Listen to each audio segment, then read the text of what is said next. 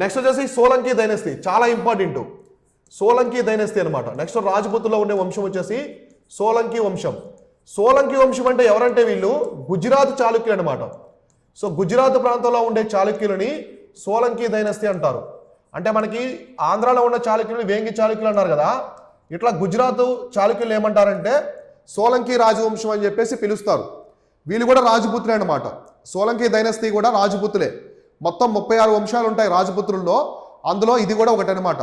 కాబట్టి ఎగ్జామినేషన్ పరంగా మిమ్మల్ని అడుగుతారు, సోలంకి వంశం అన్నా గుజరాత్ ప్రాంతాన్ని పరిపాలించిన చాళుక్యులన్నా ఒకటే. మనకి చాళుక్యులు అనే వాళ్ళు మొదటగా బాదామి ప్రాంతంలో ఉంటారు. అక్కడి నుంచి ఆంధ్ర ప్రాంతానికి వెళ్ళిన వాళ్ళు వేంగి చాళుక్యులు, తెలంగాణ ప్రాంతంలో ఉండే వాళ్ళు వేములవాడ చాళుక్యులు, గుజరాత్ ప్రాంతంలో ఉండే వాళ్ళని సోలంకి వంశం అని పిలుస్తారనమాట. ఓకేనా? సో ఇట్లా వీళ్ళు ఆల్మోస్ట్ 945 నుంచి 1297 వరకు పరిపాలించాడనమాట. ఇది వీళ్ళ యొక్క రీజన్, పరిపాలన కాలం. సో పీరియడ్ అనమాట. వీళ్ళ యొక్క పరిపాలన కాలం వచ్చేసి 945 నుంచి 1297 CE వరకు అనమాట. వీళ్ళు పరిపాలించిన ప్రాంతం వచ్చేసి గుజరాత్ ప్రాంతం. ఇప్పుడు ప్రెజెంట్ గుజరాత్ ఉంది కదా, ఈ గుజరాత్ మొత్తాన్ని కూడా వీళ్ళు పరిపాలించారు. ఈ గుజరాత్ ప్రాంతం మన ఇండియా చూసుకుంటే ఇక్కడ ఉన్నటువంటి ఈ ప్రాంతం మొత్తాన్ని కూడా వీళ్ళు పరిపాలించారు అనమాట. ఇండియాలో గుజరాత్ ప్రాంతాన్ని ఈ యొక్క సోలంకి డైనస్టీ పరిపాలించారు. వీళ్ళు చూడండి, their kingdom came into prominence during the reign of the Mool రాజు. ఇక్కడ ప్రధానమైన రాజు ఎవరంటే మూల్ రాజు అనమాట. మూల్ రాజు అనే అతను చాలా గొప్ప రాజు ఈ యొక్క సోలంకి డైనస్టీలో. సోలంకి వంశంలోనే చాలా గొప్ప రాజు ఎవరంటే మూల్ రాజు అనమాట. ఈ మూల్ రాజు అనే అతను ఈ రాజవంశాన్ని, రాజపుత్రుల్లో ఉండే ఈ సోలంకి వంశాన్ని చాలా గొప్ప స్థాయికి తీసుకెళ్తాడు. అలానే ఇక్కడే సో మీరు చూసుకుంటే వీళ్ళ యొక్క రాజధాని వచ్చేసి అనిహిల్వారా అనమాట. అనిహిల్వారా అనేది వీళ్ళ యొక్క రాజధాని. అనిహిల్వారా అనేది ప్రెజెంట్ వీళ్ళ యొక్క రాజధాని అనమాట. ఈ అనిహిల్వారా అంటే ఏదో కాదు, ఇప్పుడు పఠాన్ ఉంది కదా గుజరాత్లో ఉండే పఠాన్ ఏరియా. సో గుజరాత్లో ఉండే పఠాన్ ఏరియానే ఒకప్పుడు అనిహిల్వారా అని చెప్పి పిలిచేవాళ్ళు. కాబట్టి సోలంకి రాజవంశము అనిహిల్వారాని రాజధానిగా చేసుకుని పరిపాలించారు. వీళ్ళ కాలంలో మనకి ప్రధానమైనవి మూడు రాజు కాలంలో జరిగిన సంఘటనలు వచ్చేసి Modhera sun temple. So Modhera sun temple కదా గుజరాత్లో, ఈ మోదేరా సూర్య దేవాలయాన్ని నిర్మించింది ఎవరంటే వీళ్ళే అనమాట, సోలంకి వంశం వాళ్ళు. సో ఏ టెంపుల్ ఇది? మోదేరా సూర్య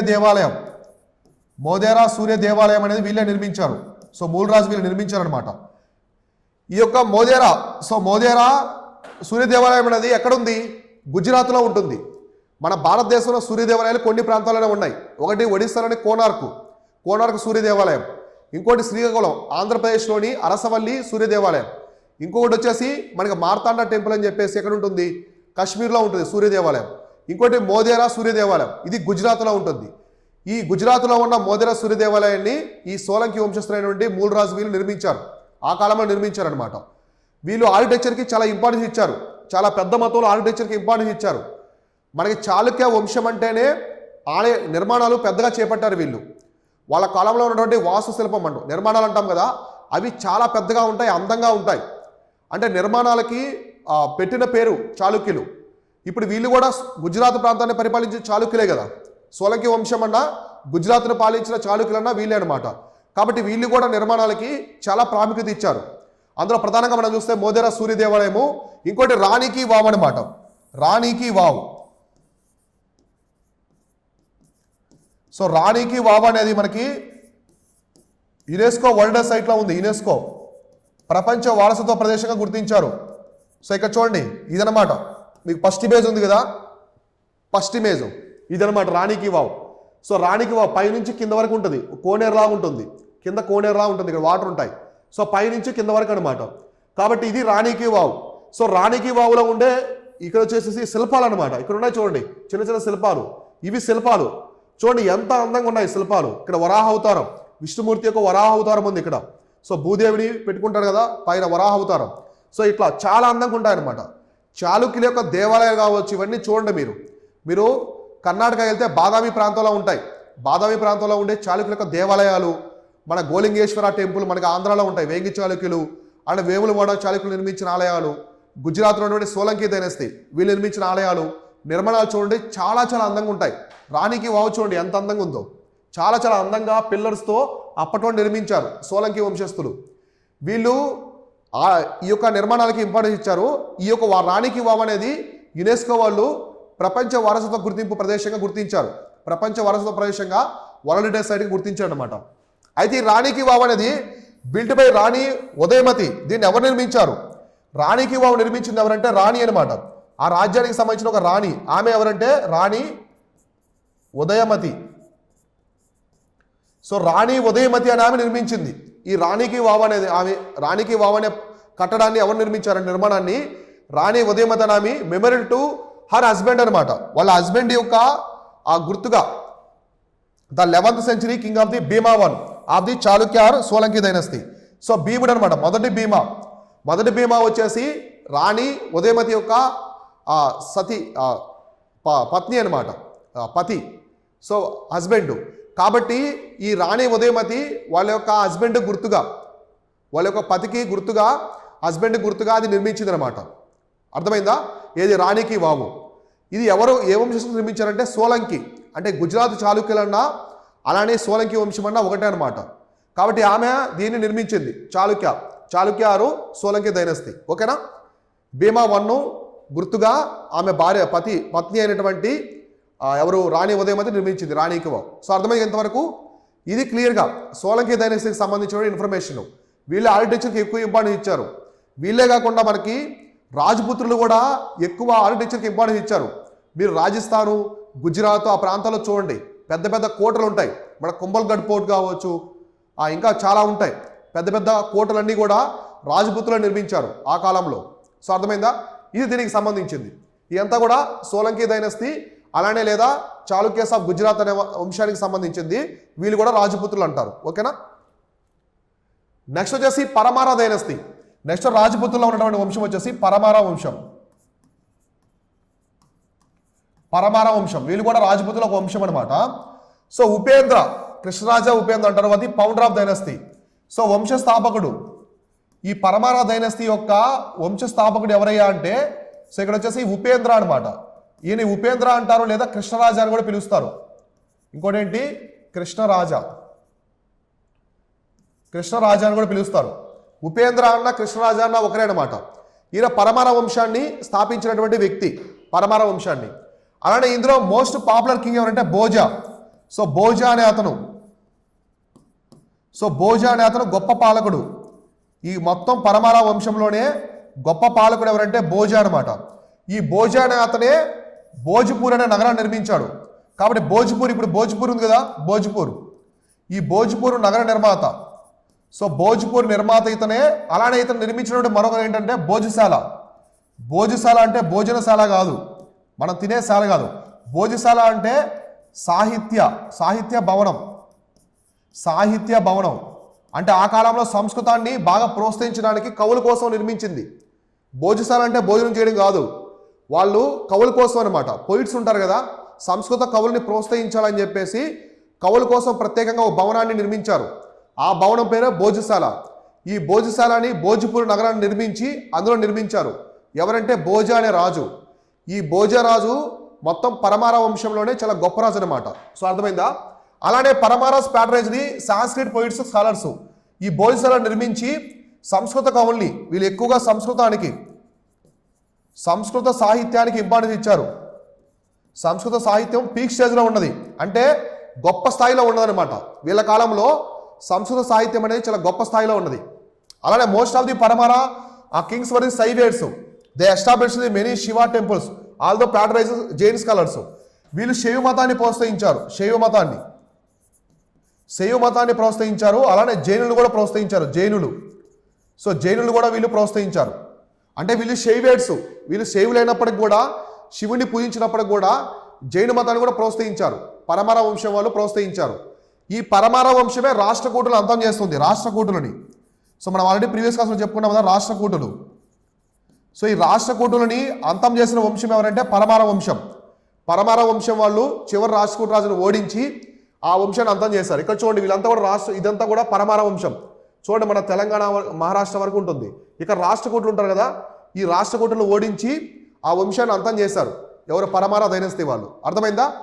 ఇది ఓవరాల్గా దీనికి సంబంధించింది. అయితే పరమారా వంశం వాళ్ళు రాష్ట్రకూటుల రాజధాని మాన్యకేట, రాష్ట్రకూటుల రాజధాని మాణికేట నగరాన్ని దహనం చేశారు. అంటే వీళ్ళు రాష్ట్రకూటులను ఓడించి రాష్ట్రకూటుల యొక్క రాజధాని మాణికేట నగరం మొత్తాన్ని కూడా కాల్చివేశారు, దహనం చేశారు పరమార రాజులు అప్పట్లో. అర్థమైందా? కాబట్టి రాష్ట్రకూటుల వంశాన్ని అంతం చేసిన వంశం ఎవరంటే రాజపుత్రుల వంశము, పరమార డైనస్టీ. ఓకేనా? ఇది చాలు దీనికి సంబంధించి. నెక్స్ట్ వచ్చేసి చెండేలా డైనస్టీ.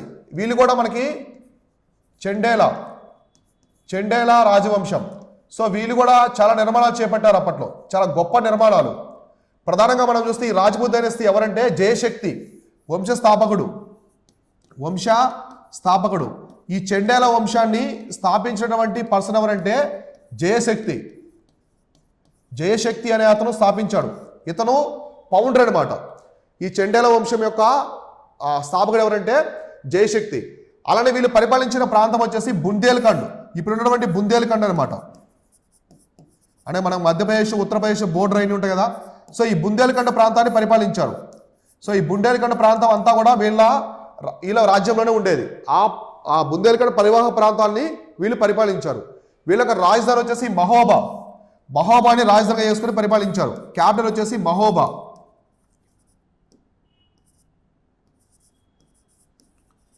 సో మహోబా అనే దానిని రాజధానిగా చేసుకుని పరిపాలించారు. ఎవరు? చెండేల రాజవంశం వాళ్ళు మహోబాని రాజధాని చేసుకుని పరిపాలించారు. అయితే వీళ్ళు నిర్మాణాలకి పెట్టింది పేరు అనమాట. వీళ్ళు కూడా సోలంకి డైనస్టీ లాగే రాజపుతుల వంశంలో చెండేల వంశం వాళ్ళు కూడా నిర్మాణాలకి పెట్టింది పేరు. ప్రధానంగా మనం చూసుకుంటే మధ్యప్రదేశ్లో ఉన్నటువంటి ఖజురహో టెంపుల్స్ అనమాట. మనకి మధ్యప్రదేశ్లో ఉంటాయి. ఏంటి? ఖజురహో. సో ఖజురహో టెంపుల్స్ అని నిర్మించింది ఎవరంటే చెండేల వంశం వాళ్ళు.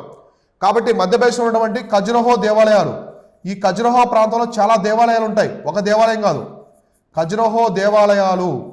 ఈ ఖజురహో దేవాలయాలు ఎక్కడ ఉన్నాయంటే మనకి మధ్యప్రదేశ్లో ఉంటాయి. సో మధ్యప్రదేశ్లో ఉన్నటువంటి ఖజురహో దేవాలయం నిర్మించింది ఎవరంటే ఈ చెండేల రాజవంశం రాజులు అనమాట. సో మీరు ఇక్కడ ఇమేజ్లో చూడండి, ఇవన్నీ కూడా ఖజురహో టెంపుల్స్ ఎంత అందంగా ఉంటాయి చూడండి. నగరా శైలిలో నిర్మించారు అప్పుడు. ఈ ఖజురహో దేవాలయాలు అనేవి ఇక్కడ మీరు బాగా గుర్తుపెట్టుకోండి. ఖజురహో అనేది 2 మతాలకు సంబంధించి ఉంటాయి ఇక్కడ ఈ ప్రాంతంలో. ఒకటి హిందూయిజం, సో హిందూ మతం, ఇంకోటి వచ్చేసి జైన మతం. జైన మతానికి సంబంధించినటువంటి ఆర్కిటెక్చర్ కూడా ఉందన్నమాట ఖజురహో ప్రాంతంలో. అర్థమైందా? విష్ణు దేవాలయాలు ఎక్కువ ఉంటాయి. వీళ్ళు విష్ణు యొక్క దేవాలయాలు ఖజురహో ప్రాంతంలో ఉంటాయి. ఖజురహో శిల్పాలు అనేవి చాలా అందంగా ఉంటాయి అన్నమాట. మనకి సాంగ్స్లో కూడా చూస్తాం ఖజురహో శిల్పం అని చెప్పేసి. ఖజురహో శిల్పం అనేవి చాలా అందంగా ఉంటాయి. చిన్న వంపులు, వయ్యారాలు, సొంపులు ఉంటారు కదా, ఇటువంటి వాటితో చెక్కారు అప్పట్లో. చిన్న విగ్రహాల్లాగా చాలా అందంగా ఉంటాయి. మీరు ఎప్పుడైనా వెళ్తే ఈ ప్రాంతంలో చూడండి. ఖజురహో టెంపుల్స్ అనేవి చాలా అందమైనటువంటి ప్రాంతాలు అన్నమాట. ఎక్కడ ఉన్నాయంటే మధ్యప్రదేశ్ రాష్ట్రంలో ఉన్నాయి. ఈ యొక్క చెండేల వంశం నిర్మించింది ఈ ఖజురహో టెంపుల్స్. ఎవరు నిర్మించారంటే చెండేల వంశం. సోలంకి వంశం లాగా వీళ్ళు కూడా ఆర్ట్ అండ్ ఆర్కిటెక్చర్, వీళ్ళు నిర్మాణాలే కాకుండా సాహిత్యానికి కూడా. సో ఆ రోజుల్లో సాహిత్యానికి కూడా చాలా ఇంపార్టెంట్ ఇచ్చారు. చాలా మంది కవులను ప్రోత్సహించి సంస్కృత సాహిత్యాన్ని కూడా వీళ్ళు స్వర్ణయుగంగా తీసుకొచ్చారు. అయితే చివరిగా ఈ వంశం ఎందుకు అంతరించిపోయిందంటే అల్లావుద్దీన్ ఖిల్జీ. సో అల్లావుద్దీన్ ఖిల్జీ ఈ కాలంలో ఎవరుంటారంటే ఢిల్లీ సుల్తాన్ అయినటువంటి అల్లావుద్దీన్ ఖిల్జీ, చాలా క్రూరుడు. సో అల్లావుద్దీన్ ఖిల్జీ అనమాట. సో అల్లావుద్దీన్ ఖిల్జీ ఇక్కడ ఉంటాడు ఈ ప్రాంతంలో. ఇతను ఈ చెండేల వంశాన్ని ఓడించి ఆ ప్రాంతాన్ని మొత్తాన్ని కూడా ఢిల్లీ సుల్తాన్ల రాజ్యంలో కలిపేశాడు. దీంతో చెండేల వంశం అంతరించిపోయింది. అర్థమైందా? కాబట్టి చెండేల వంశాన్ని అంతం చేసింది ఎవరంటే ఢిల్లీ సుల్తాన్ అయినటువంటి అల్లావుద్దీన్ ఖిల్జీ అనమాట. సో అంతవరకు చెండేల వంశం ఉన్నది, తర్వాత అంతరించిపోయింది. ఓకేనా? సో మీకు ఖజురహో టెంపుల్స్ నిర్మించింది కూడా వీళ్ళే అనమాట. సో ఇది చెండేల రాజవంశానికి సంబంధించినటువంటి ఇన్ఫర్మేషన్. తర్వాత వచ్చేసి నెక్స్ట్ గద్వాల వంశం చూసాం కదా ఆల్రెడీ. నెక్స్ట్ వచ్చేసి అంటే బుందేలా డైనస్టీ అనమాట. బుందేలా వంశం.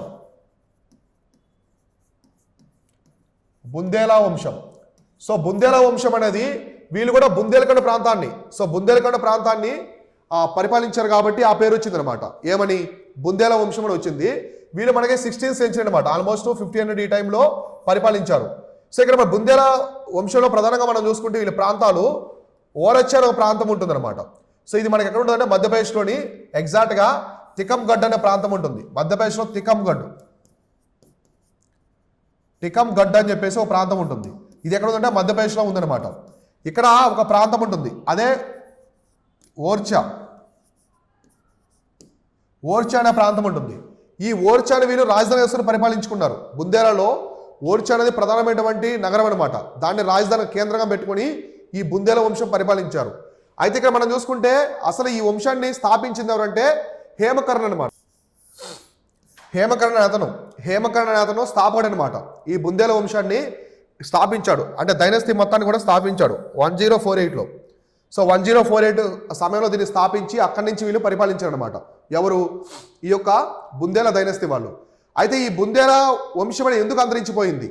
ప్రధానంగా అంతరించిపోవడానికి ప్రధానమైన కారణం ఎవరంటే ఔరంగజేబు అనమాట. అంటే మొఘల్స్ వరకు ఉన్నారు వీళ్ళు. సో మొఘల్స్ ఔరంగజేబు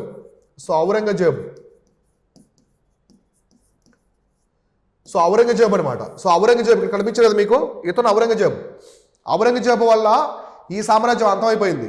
అంటే ఇతను ఏం చేశాడంటే ఔరంగజేబు దండయాత్ర చేశాడు. వీళ్ళ రాజ్యం మీద దండయాత్ర చేసి ఓర్చా అనే ప్రాంతం, వీళ్ళ రాజధాని ఉంది ఓర్చా, ఈ ఓర్చాను ఆక్రమించుకోవడంతో బుందేల వంశం అంతమైపోయింది. సో బుందేల వంశం అనేది అంతమైపోయింది అనమాట. సో ఇంతవరకు క్లియర్ కదా? కాబట్టి బుందేల వంశాన్ని అంతం చేసింది ఎవరంటే ఔరంగజేబు అనమాట. మొఘల్స్ వరకు ఉన్నారు వీళ్ళు.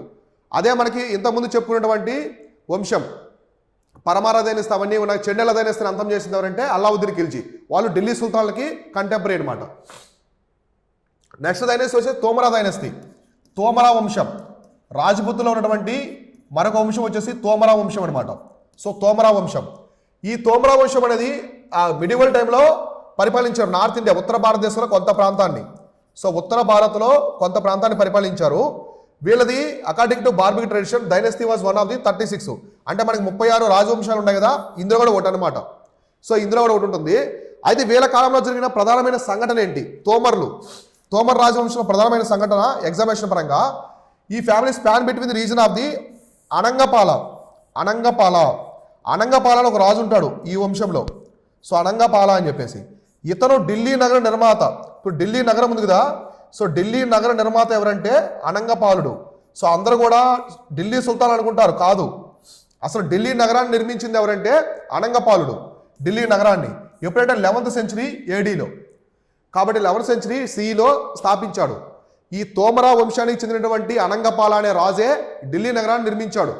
తర్వాత ఢిల్లీ సుల్తాన్లు ఆ ప్రాంతాన్ని పరిపాలించినటువంటి మహమ్మదీయుల్ని ఢిల్లీ సుల్తాన్లు అని చెప్పేసి పిలిచారు. అర్థమైందా? కాబట్టి ఢిల్లీ నగరం అనేది ఎక్కడుంది? సో ఢిల్లీ నగరం అనేది ఎక్కడుందంటే అనంగపాల నిర్మించినటువంటి ప్రాంతం అనమాట. అది దాన్ని సుల్తాన్లు పరిపాలించారు. సో ఢిల్లీ అనే పేరు మనకి తమిళనాడు ప్రాంతంలో కూడా చాలామంది పెట్టుకుంటారు. ఆ పేరు అంటే హిందూ మతానికి సంబంధించినటువంటి పేరే అనమాట ఢిల్లీ అనేది. సో నిర్మించిన తర్వాత మహమ్మదీ పాలకులు వచ్చారు కాబట్టి దాన్ని ఢిల్లీ సుల్తాన్లు అన్నారు. ఓకేనా? కాబట్టి రాజవంశంలో ఉన్నటువంటి రాజపుత్రులో ఉన్నటువంటి తోమరా వంశంలో ఉన్న అనంగపాల అనే అతనే ఈ ఢిల్లీ నగరాన్ని నిర్మించాడు. ఇతను ఢిల్లీ నగర నిర్మాత. అనంగపాల్ అనే అతను ఢిల్లీ నగర నిర్మాత. ఆయన నిర్మించినటువంటి ఢిల్లీ నగరాన్ని కేంద్రంగా చేసుకుని చాలా రాజవంశాలు పరిపాలించాయి. అప్పట్లో ఢిల్లీ సుల్తానులు, మొఘలులు, ఇంకా షేర్షా సూరి వీళ్ళందరూ కూడా చాలామంది రాజులు పరిపాలించారు. ఇప్పటికి కూడా స్టిల్ టుడే మనం కూడా ఢిల్లీని రాజధాని వేసుకుని పరిపాలించుకుంటున్నాం కదా. మన భారతదేశం యొక్క రాజధాని ఏంటి? ఢిల్లీ. అలానే మనకి ఢిల్లీని బ్రిటిష్ వాళ్ళు 1911వ సంవత్సరంలో కలకత్తా నుంచి ఢిల్లీకి రాజధాని మార్చారు. అర్థమైందా? సో కాబట్టి ఢిల్లీ నగర నిర్మాత ఎవరంటే అనంగపాలుడు. ఆయనే తోమర వంశానికి సంబంధించినటువంటి వ్యక్తి అనమాట. రాజపుత్రులో ఒక వంశం ఇది. సో దీంతో మనకి రాజపుత్రులు కంప్లీట్ అయిపోయారు. సో ఇది ఓవరాల్గా రాజపుత్రులకు సంబంధించినటువంటి ఇన్ఫర్మేషన్ అనమాట. ఎగ్జామినేషన్ పరంగా కొంచెం వెయిటేజ్ తక్కువ ఉంటుంది రాజపుత్రుల గురించి. మనకి ఎగ్జామినేషన్లో కొంచెం తక్కువ ఉంటుంది, కానీ మీకు ఇంపార్టెంట్ పరంగా రాణికి వావు కావచ్చు, ఢిల్లీ నగర నిర్మాత, ఇంకా అజ్మీరు, పృథ్వీరాజ్ చౌహాను, నెక్స్ట్ మనకు వచ్చేసి జయచంద్ర సంబంధించింది కావచ్చు, ఇంకా తర్వాత మహమ్మద్ గోరి, మహమ్మద్ గజని, ఈ విషయాలన్నీ కూడా క్లారిటీగా చూసుకోండి. ఎగ్జామినేషన్ పరంగా అడుగుతూ ఉంటారు. థ్యాంక్ యూ వాళ్ళు.